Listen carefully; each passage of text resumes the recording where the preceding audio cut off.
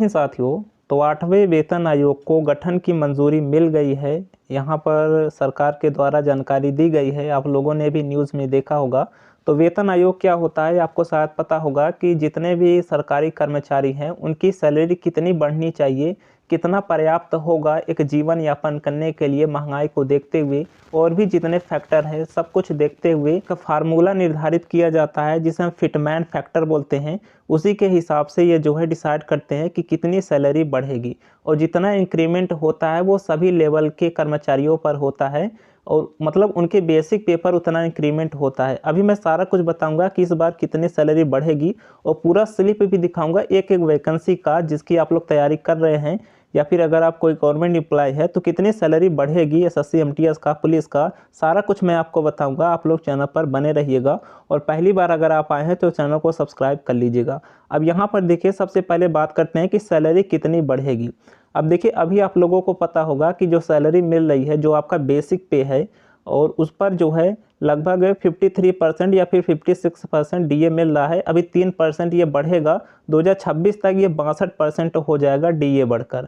अब देखिए ये डिसाइड कैसे होता है, टोटल जो है वो फिटमैन फैक्टर पर डिसाइड करता है कि कितना गुना सैलरी आपकी बढ़ेगी। अभी आप लोग देख रहे होंगे कि बहुत सारे लोग बहुत ज़्यादा बढ़ा चढ़ा के बता रहे हैं। कोई कह रहा है कि 2.5 गुना बढ़ेगी, कोई कह रहा है 3 गुना बढ़ेगी।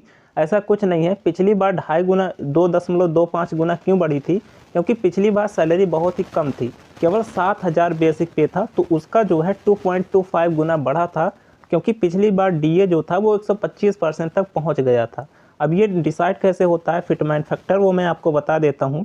देखिए जैसे डीए हो गया, उसके बाद 100%, क्योंकि सैलरी पर ही डीए लगता है, जितना डीए है उसमें 100 जोड़ लीजिए, क्योंकि सैलरी 100% है, उस पर ही डीए मिलता है। तो पिछली बार जो डीए था वो 125% तक पहुंचा था, इसमें 100 जोड़ने पर टोटल ये 225 बन गया। अब 225 का चाहे 225% कहें या फिर 2.25 कहें, एक ही बात है।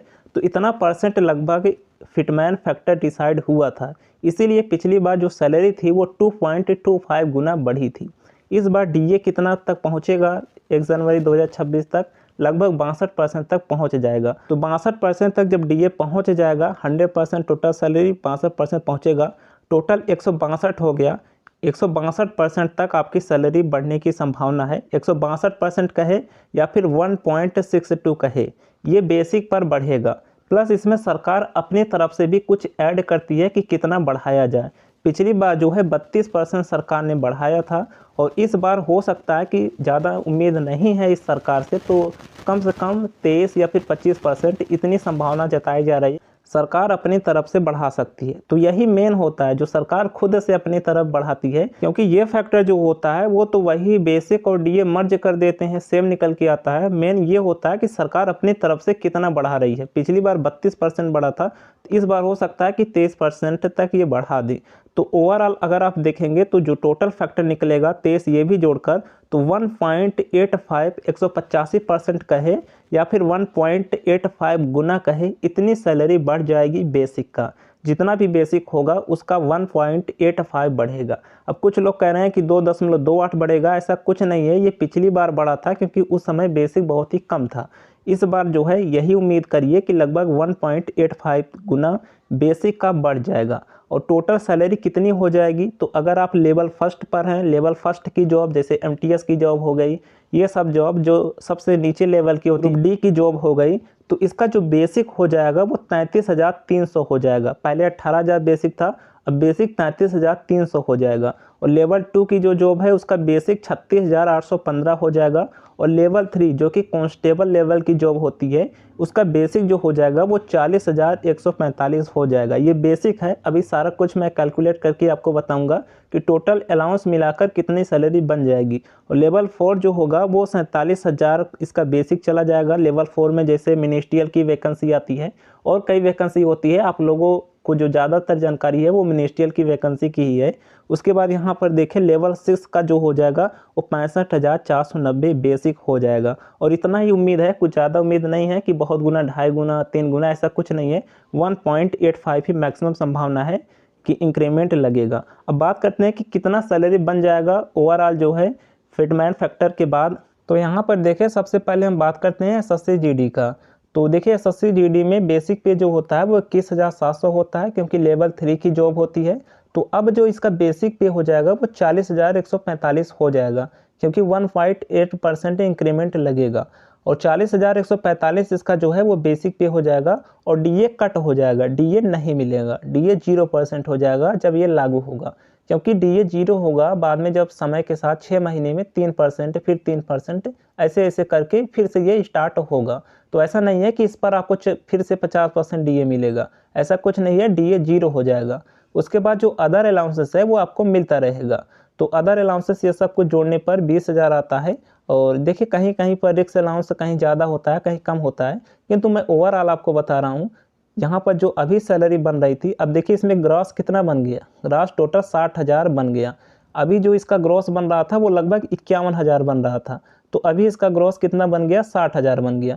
अब इसमें से जो है कुछ एनपीएस कटेगा यहाँ पर, वो तो बाद में सरकार डिसाइड करेगी कि कितना परसेंट काटना है, किंतु ग्रॉस सैलरी 60,000 तक बनेगा। अगर एनपीएस 10% भी कटता है फिर भी 54,000 जो है इन हैंड सैलरी आपको मिल जाएगी। पहले यहाँ पर जहाँ पर 46,000 मिलता था वहीं पर अब 54,000 मिलेगा। ये ड्यूटी के समय है, ट्रेनिंग के समय कुछ कम मिलता है, 10,000 ट्रेनिंग के समय कम मिलता है, क्योंकि रिक्स अलाउंस नहीं मिलता।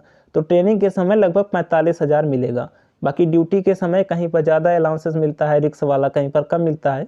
किंतु ओवरऑल यहाँ पर हमने इससे कंपेयर करके बताया कि कितना आपको सैलरी मिलेगा। बाकी बेसिक अगर आप बिल्कुल ट्रेनिंग पर जाते हैं तो 45,000 प्लस आपको मिल जाएगा, किसी भी फोर्स में जाते हैं। पहले कम मिलता था, किसी पर 35 मिलता था तो कहीं 38 मिलता था, किंतु अब जो है 45,000 प्लस आपको ट्रेनिंग पर ही मिलेगा।